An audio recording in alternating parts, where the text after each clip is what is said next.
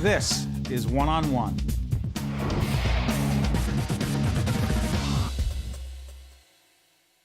Someone wants you, you know who. Know you're living, there's music in you. Now you're hearing something new. Someone playing the music in you. Wow. She can sing. Do you know who that is? That's the first time I've seen that. That's Judy amazing. Kaye is a wonderful actor. Rodgers and Hammerstein, Cinderella at Broadway, the Broadway Theater, Broadway and 53rd Street. Right. You play the fairy-godmother. How about that? You are good. Thank you. Did you always knew you could sing like that? Not like that. How did you originally? Because you originally. I came from Phoenix, Arizona, and I was in choral music as a kid, and I knew that I needed to get up and do this in front of people, and went off to UCLA and studied it, and kind of thought I'd be a teacher, but I found out that I'm not a good teacher. I'm really a lousy teacher. Get out of the way, kid. I'll do this. Yes, It's okay. yes. No, I'm not that bad, but No. You needed to I'm a perform. ham. Yeah. You're a ham. I'm sorry I interrupted you. Yeah, no, you're You're a right. ham by nature? I guess so. I guess less a ham now than I was when I was a kid. I think all kids are kind of hams, you know.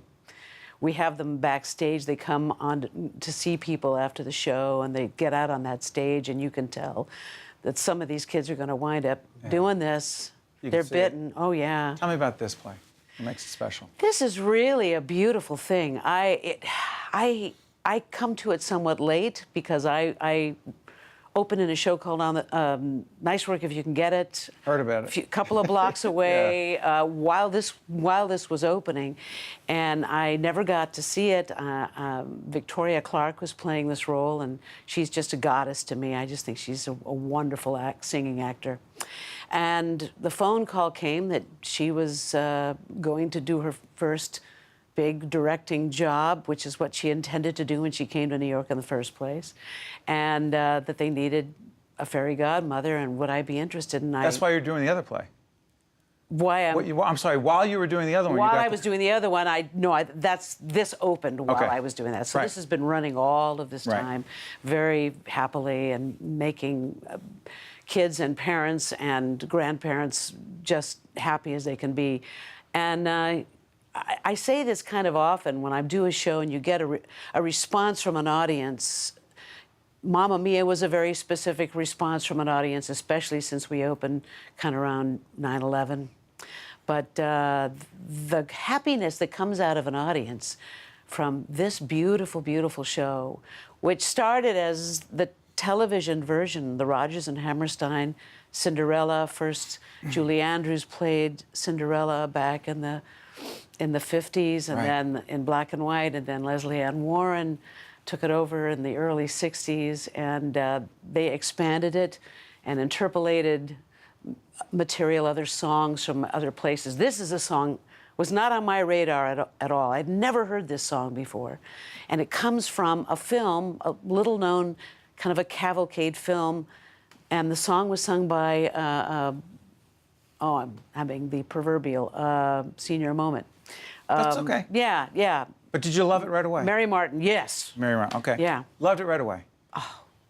Went crazy for it. I sat in the audience and looked around me, and people were loving it. And then I thought, I get to do that, and I fly. And I heard about the flying part. I fly. Who knew? You fly. You sing. And the other thing that's great about one of the things I heard, Keke Palmer. Oh, Was that Keke? that was Keke. Keke is, I don't know if she's an old soul, but she is a brilliant kid. She's 21 years old. Where do I know her from? Our kids watch her Yeah. on what? Help me on this, guys. She's She on had some... a talk show on BET. That's it. She was did another kid show. I don't know her whole resume. All I know is that she is brilliant. She is a wonderful natural actor, so honest and so bright, And I keep saying every day I'm learning from her. I You're certainly learning am. from her. Yeah, and I'm relearning the joy of doing this as a kid. And she appreciates the opportunity to be in a Broadway show. She really gets it. Does the play change? I mean, she's the first African American to play in this role, right? Does play change at all because of that? Yeah. How so? I think it's even more poignant. She stepped into the show a couple of days before I did. My costume wasn't ready. You can see that's a big old costume. But I got to see she and Sherry Shepherd, their opening nights in the show. And she walked on the stage in the very beginning, and I just started to cry.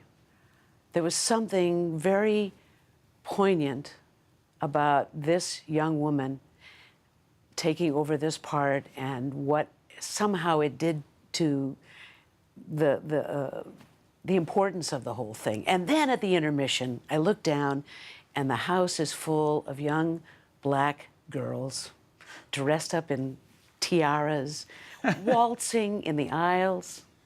And the whole thing just filled me with such kind of gratitude and wonderment. And why did it take so long for this to happen? Good question. But isn't it a It's good happening. thing? It's happened, and it's happening. You know, to be able to do this and talk to people like yourself who are extraordinarily talented is a gift. Do you feel that you've been given a gift? Yes, always have. It's never just been a job to me. It's always been, oh boy, it's the first day of school. I get to go and rehearse a play. I get to Even when you're doing two in one day? You know what? We have a joke about there's this thing we call Dr. Theater, and you can show up at the theater and you can feel just awful. You know, you've got a little stomach ache, you've got an ache, and at this age it's an ache and a pain. And then you get up on that stage and you are whole. And we just call it Dr. Theater. It heals the actor and it heals the audience when it's like this, when it's a show like this. And the play still resonates after just a few years. Yeah, A lot yeah, of and years. it's this version. So much new material was interpolated into it, and it's got just the hint of an edge and the hint of a contemporary feel, enough so that the adults in the audience can get a chuckle, and it feels fresh every day. Well, I want to remind folks that they can see Rodgers and Hammerstein's Cinderella, the Broadway Theater, Broadway and 53rd Street. Judy Kaye, I want to thank you so much for joining us here on Public Broadcast. Thank you for having me. Appreciate it. It's our pleasure. Stay right there. Stay with us. We'll be right back for One-on-One. We'll have One-on-One. I'll get this out right after this. One-on-One with Steve Adubato has been a production of the Caucus Educational Corporation, celebrating over 25 years of broadcast excellence. This special edition of One-on-One with Steve Adubato is brought to you from the Tisch WNET studios at Lincoln Center. Funding has been provided by Robert Wood Johnson University Hospital, the Robert Wood Johnson Foundation, Caldwell University, MagnaCare, TD Bank, the Healthcare Foundation of New Jersey, and by the law firm of Gibbons, P.C. Promotional support provided by The Record, North Jersey's trusted source, and NorthJersey.com, the New Jersey Business and Industry Association, and its monthly magazine, New Jersey Business. Transportation provided by Airbrook Limousine, serving the metropolitan New York, New Jersey area.